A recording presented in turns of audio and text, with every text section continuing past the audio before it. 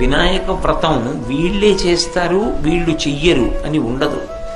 అందులో చిన్న పిల్లల దగ్గర నుంచి పరమ వృద్ధుల వరకు, దంపతుల దగ్గర నుంచి పెళ్లి కాని వాళ్ళ వరకు అందరూ వినాయక వ్రతం చేస్తారు.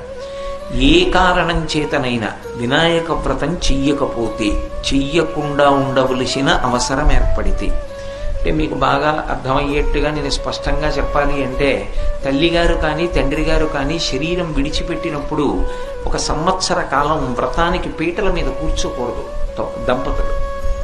అది కొడుకు కోడలైనా పీటల మీద కూర్చొని వ్రతం చెయ్యరు. మరి వ్రతం చేయకపోతే వ్రతం చేసినటువంటి వాళ్ళ ఇంటికి వెళ్ళి అక్షతలైనా తల మీద వేసుకోవలసినటువంటి వ్రతం సంవత్సరం మొత్తం మీద ఏది అంటే ఒక్క వరసిద్ధి వినాయక వ్రతమే. పిల్లలు కూడా ఆ రోజున వ్రతంలో పాల్గొనకుండా ఉండరు.